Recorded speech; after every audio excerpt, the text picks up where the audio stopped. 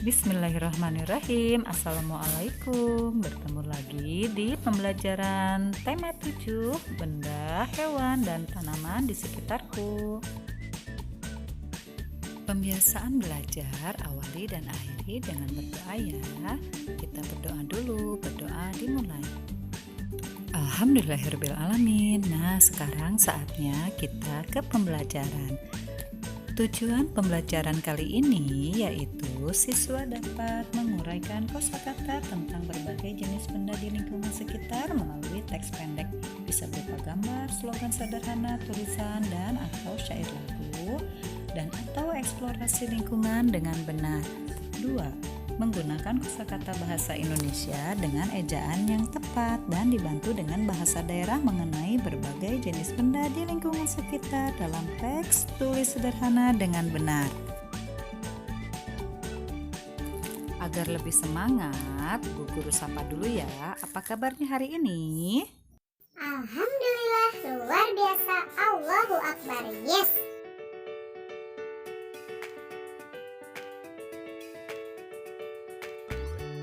Mari kita belajar mengenali benda-benda di sekitar kita.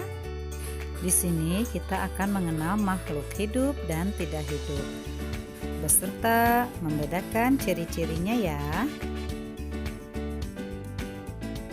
Perhatikan gambar benda-benda berikut yang termasuk makhluk hidup. Ada Edo, Lani, Udin, anak bebek, dan ikan.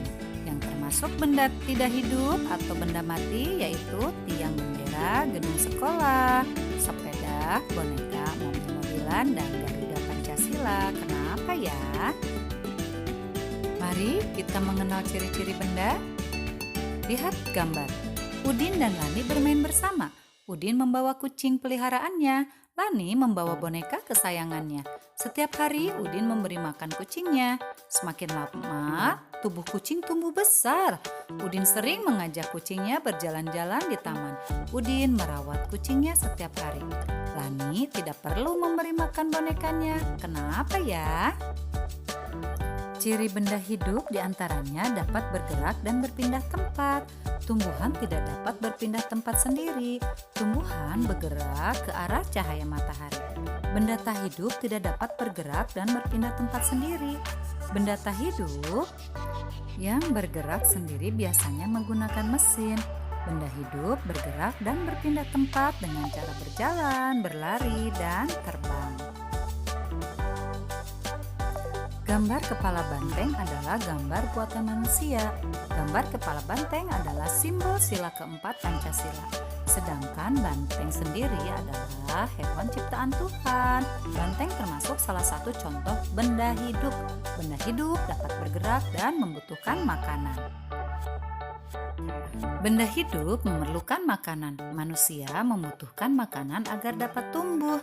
Makanan sehat sangat penting untuk kesehatan. Daging, buah-buahan, dan sayuran termasuk masakan sehat. Apa saja buah yang kamu sukai? Buah yang aku sukai ada rambutan, mangga, dan durian. Apa saja sayuran yang kamu sukai? Sayuran yang aku sukai adalah wortel, kentang, dan buncis. Ya, boleh.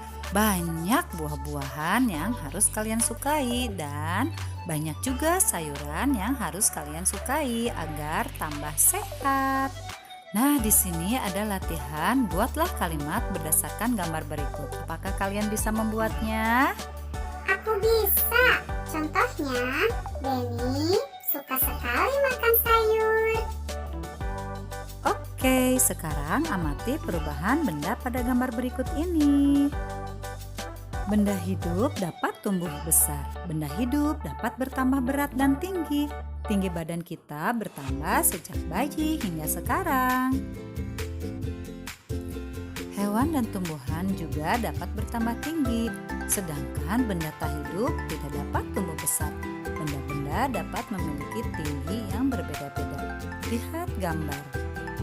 Penggaris Siti lebih panjang dari penggaris Dayu. Pensil Udin lebih panjang dari pensil Edo.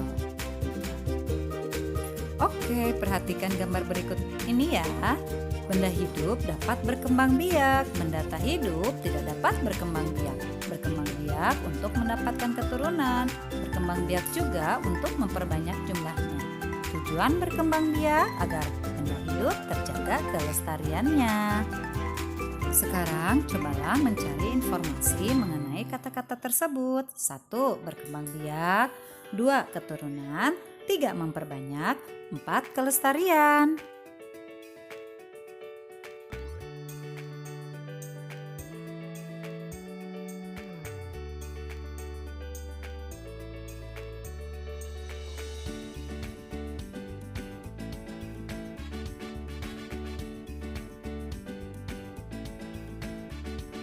Nah, berdasarkan uraian yang telah dijelaskan, apakah kamu masih ingat ciri-ciri benda hidup? Coba perhatikan gambar di bawah. Isilah titik-titik di bawah ini menggunakan kata yang tersedia.